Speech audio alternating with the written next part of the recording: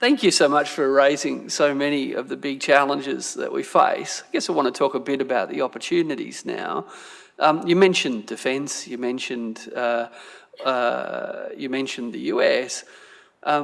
Scott Morrison, of course, famously cooked up the AUKUS submarine deal without seeking the input of Treasury. True story. And without seeking the input of Department of Foreign Affairs and Trade. I don't know if people know this. It was a small group at PM&C in Defence.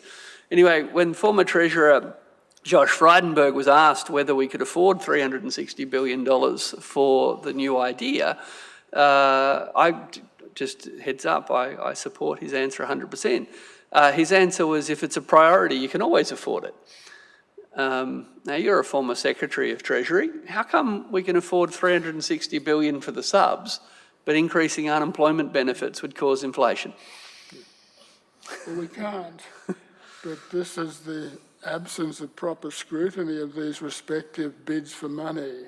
And we had, in my time, the Department of Finance, and it had very active units throughout the whole department that looked after specific areas of spending. And there were quite a team of people on the defence bit, and they studied and scrutinised proposals very carefully.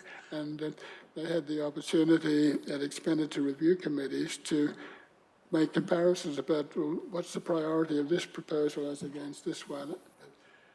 That has largely disappeared, I'm afraid, and decisions are being made in cabinet meetings, in ignorance of all the participants and the other possible contenders for funds, and that's part of the problem, and why a good revamping of some of those earlier procedures would have some value, but that remains to be seen.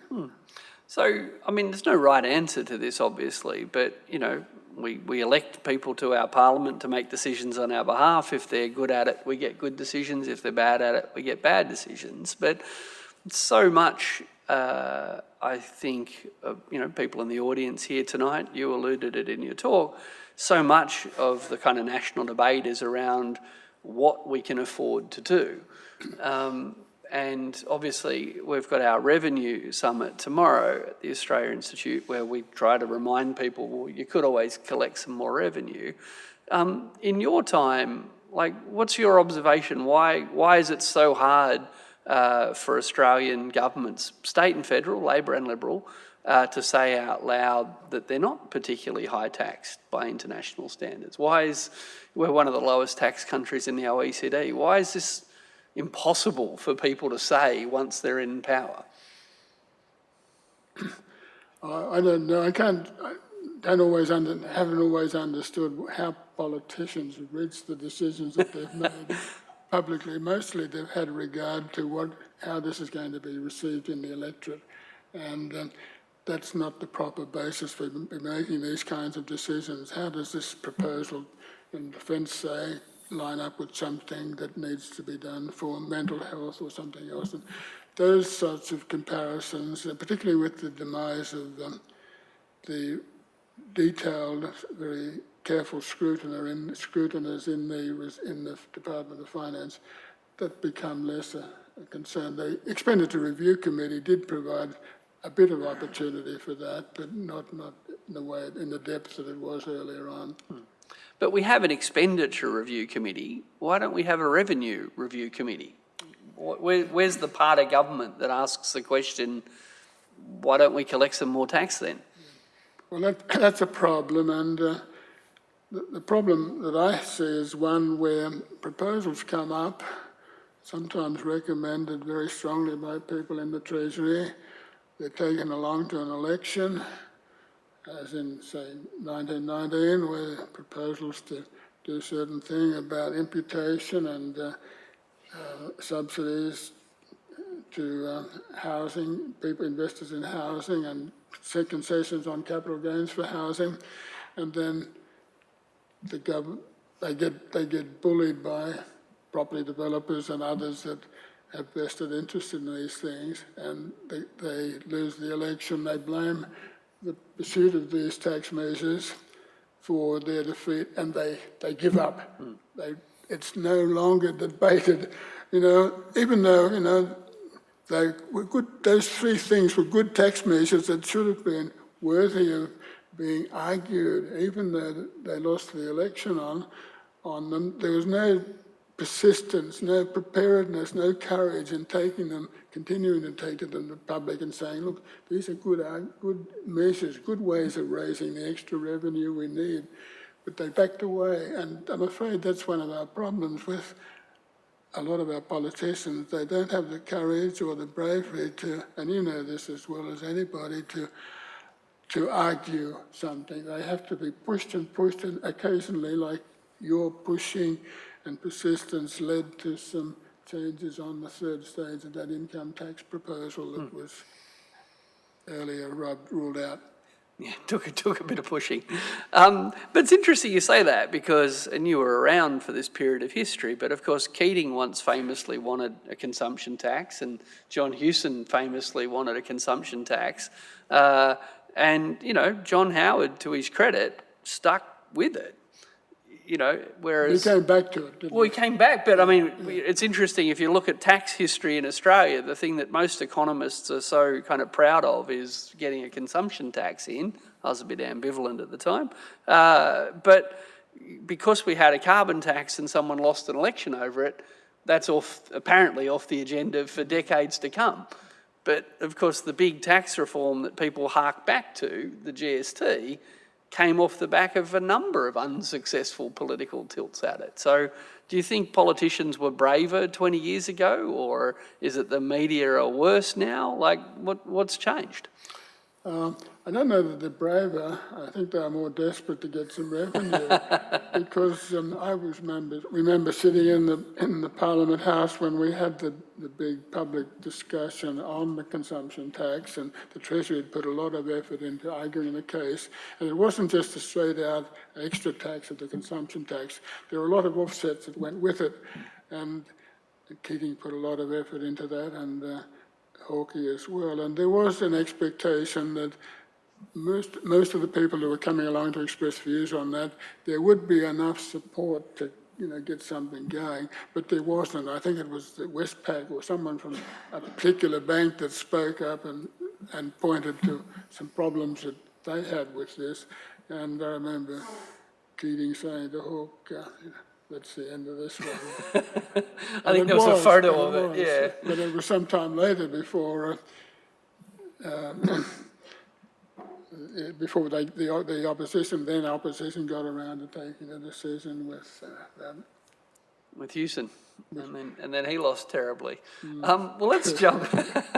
Let's jump from tax to monetary policy. Obviously, you were RBA governor up until 1996. So you would have been there when John Howard was elected, but not long afterwards. No, so my term ended 6 months after that. Yeah. So, we hear so much in Australia about the importance of the independence of the RBA. Former RBA governor, former Treasury secretary, you would have sat on the RBA board as Treasury secretary? Yeah. So you were sitting on the RBA board for a long time. Do politicians try to put pressure on the RBA? Not a lot in the past, but if the opportunities were there, I think they would. Perhaps I could, I think this is a pretty important question. I talked earlier about multilateral institutions in other capacities, global areas, and how important good institutions are. Well, that's true on a national basis as well. And I've always thought the Reserve Bank was a pretty valuable institution. It was issued with an incredible charter as to what it was to do. It was embedded in the 1959 Reserve Bank Act, which said the Reserve Bank shall determine interest rates. It is the body that gave the power in legislation to be independent. It required the Reserve Bank Board to make decisions on what it did on interest rates, having regard to three factors. And one was inflation, the other was unemployment and the employment market. And there was a third one, which was a sort of general catch-all thing about looking after the well-being of future Australians. But that one was dropped off in the course of the review that was conducted by a group a short time ago, a year or so ago. But with its independence and with the money markets and the foreign exchange markets, as they were freed up, it became possible for the Reserve Bank to exercise its independence.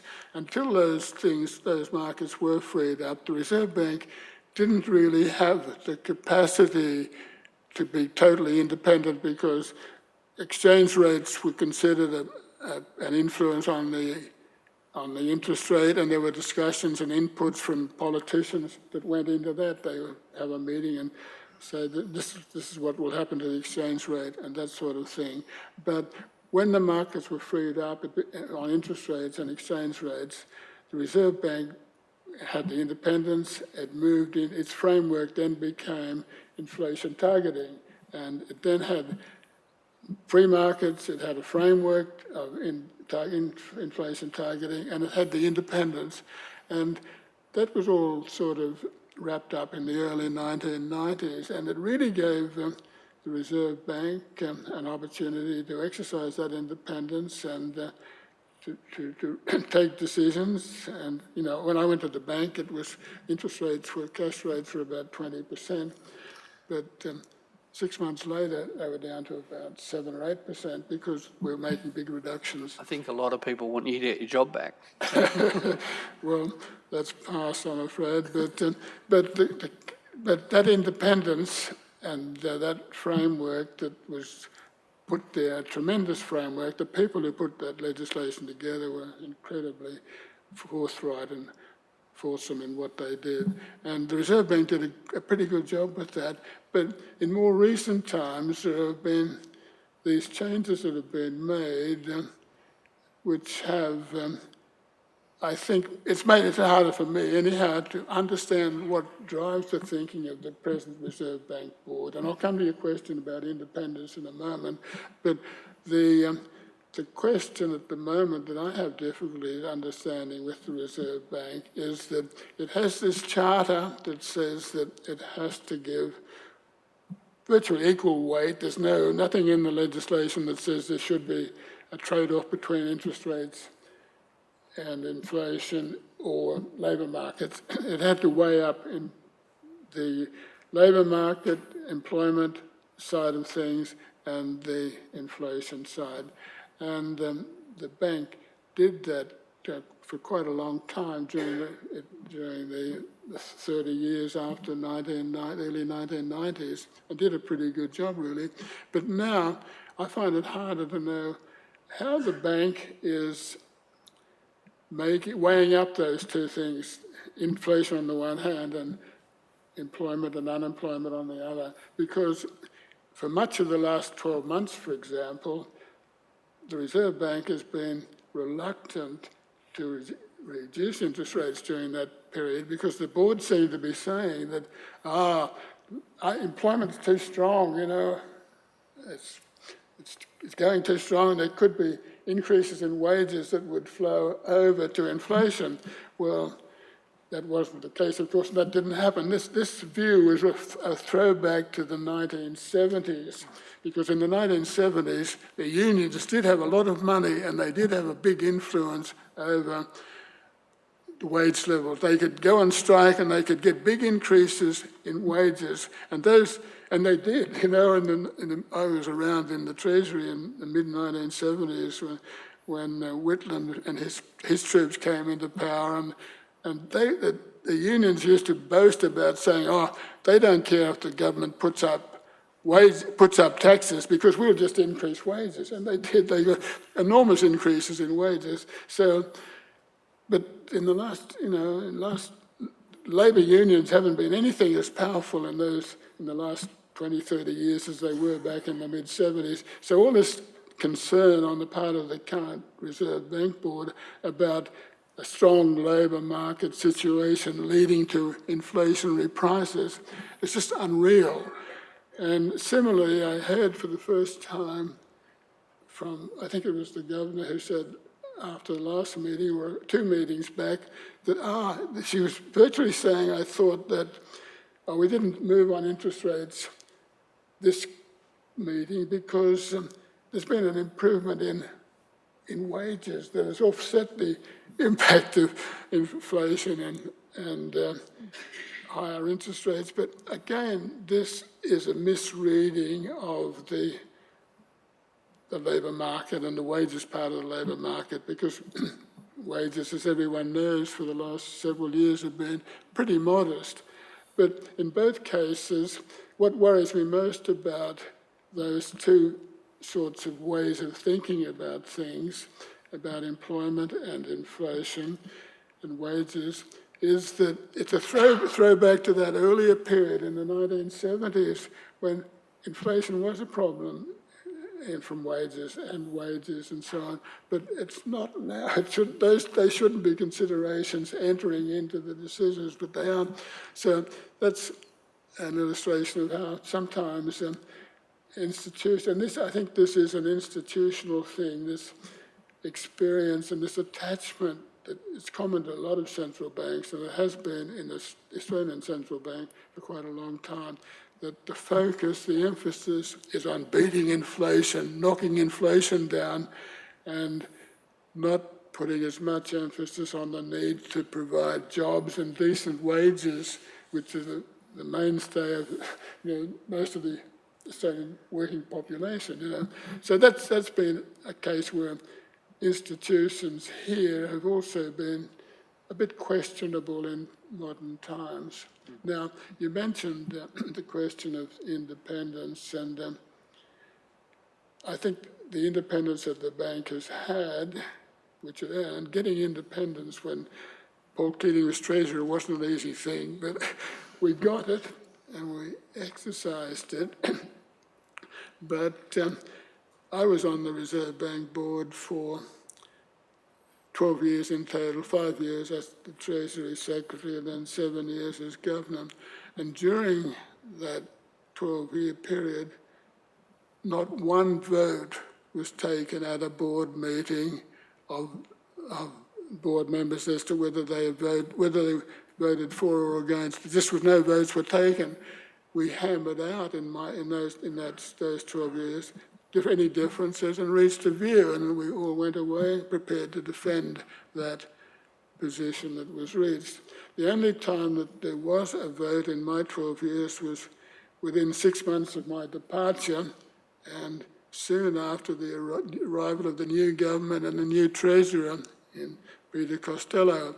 And I think at what was my second last meeting, we had a recommendation from the bank, from me, to move to reduce interest rates because interest rates were too high in the circumstances, and it made good sense to move interest rates, reduce interest rates there and then at the time was right. And we had the board meeting, and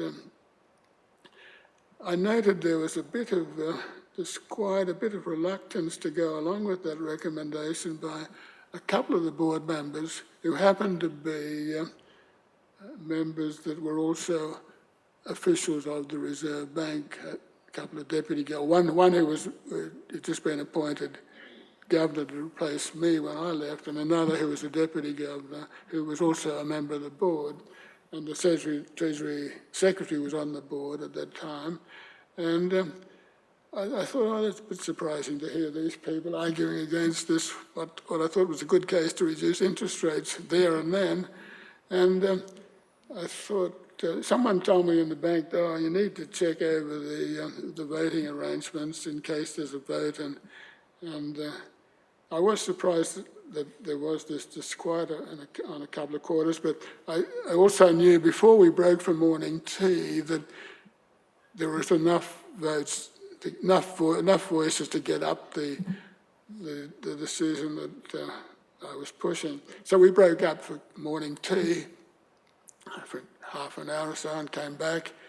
We got back onto the discussion, and I noticed things had changed a bit over morning tea, and the votes were shaping up. It was clear to me they were shaping up equal numbers for and against, and that, in other words, There was an academic who was on the board who was in favour of the recommendation before morning tea, but at morning tea, those that wanted to wait, not make the reduction at that meeting, got at him. So he came back and the votes were equal. But as governor, I had a casting vote and I was able to carry the day.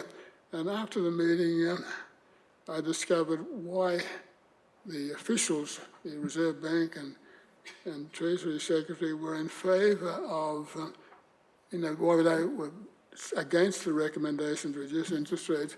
And it transpired that the then new Treasurer, Peter Costello, had spoken to Ian McFarlane, who had just been appointed to take my place. He'd spoken to Ted Evans, who was Secretary of the Treasury at the time, and he had persuaded them, and they in turn had persuaded a couple of the other members of the board meeting that the bank should refrain from moving on interest rates now, and this was about June 1996, and they should wait until after he brought down his budget a couple of months later.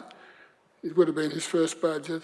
He wanted us to not make the decision then, but to wait until he brought down his budget, and then he didn't say, look at the budget, it's reduced interest rates. And, well, it didn't come, but see, that's another one of the problems of these changes that have occurred in this review of the Reserve Bank, that they might get into the habit of having regular votings at board meetings. And if that does happen, people will get to know who votes for this and who votes for that, and there will be patterns established in the voting, and it will be open to politicians or other lobbyists to work on those people and have an influence on the outcome. Not necessarily always, but there's a risk of that happening, and that would diminish the independence of the Reserve Bank, and the independence of the bank is, I think, vital to its performance and to its credibility. So it's just one of those things to keep an eye on. So I'm interpreting this, Bernie, as there was only one vote in the time that you were on the RBA, and you won 100% of those votes. So No, had enough to win. No, there was still, the ones that wanted to vote against it did. Yep. But I had a casting vote. No, exactly. But you prevailed. So that was the only time there was a vote. Only time there was a vote in the 12 years I was there. Wonderful. Well, wonderful. I didn't know that. That's new history for us all. Everything that Bernie's talked about tonight is really just such, for us, a clear endorsement of the broad agenda of the research that we do at the Australia Institute. And literally, we couldn't shape national debate without advocates like you, Bernie, other people out there speaking truth about what we need to do and why we need to do it. Similarly, we couldn't do it without the support of people like you all coming along tonight, not just because some people here financially support us as donors, but because without a constituency for reform, without a large community that expects better and wants better and indeed demands better, without that, there's no chance we're going to get better. So with that, would you please join me in thanking Bernie Fraser for his wonderful oration tonight.